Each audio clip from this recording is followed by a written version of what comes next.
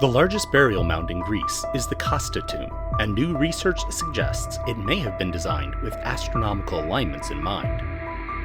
The mound was first discovered in the 1970s and is surrounded by a nearly circular limestone wall over 150 meters in diameter and 3 meters in height. The mound itself rises to a total height of 30 meters. The tomb in this mound lies on the southern side of the mound, but is set in at something of an angle, with its corridor being aligned to an azimuth of 208.5 degrees. The entrance to the tomb is a flight of stairs which descend into the ground. Once inside, the tomb contains 3 chambers in a linear fashion, each with a barrel-vaulted ceiling and a doorway. The entryway to the first chamber has a pair of sphinxes on its lintel and is otherwise open. Although they are damaged, having lost their heads and wings, fragments of these were found in the third chamber during excavation. The floor in this chamber is white marble set with red mortar. The entrance to the second chamber is similar, but this time has statues of 2 women, known as caryatids, with their arms outstretched into the doorway, although those 2 are broken off. In this chamber, the floor is decorated with a mosaic depicting the abduction of Persephone by Hades.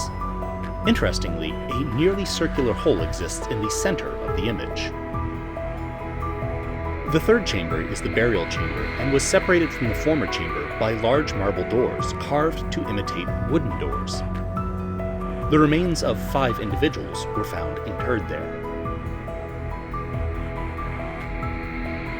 The new research reconstructs this series of chambers using computer modeling connected to modeling of the sun's path for the year 300 BCE to explore how the illumination from the sun interacted with the various features within the tomb.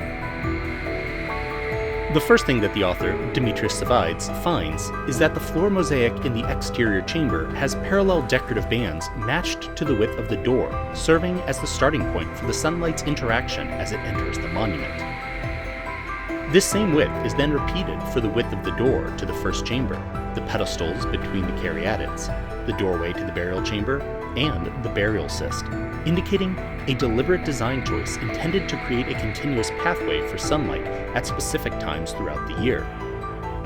The first chamber also has decorative elements in the floor mosaic indicative of a solar pathway.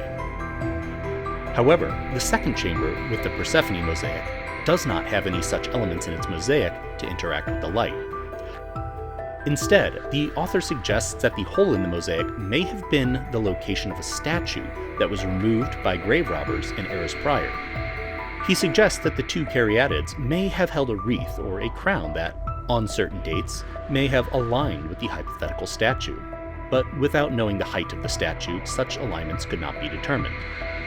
The author also finds that the geometry of the tomb is such that the light entering through the first doorway touches the top of the burial cyst on, and only on, the winter solstice at 2:20 p.m.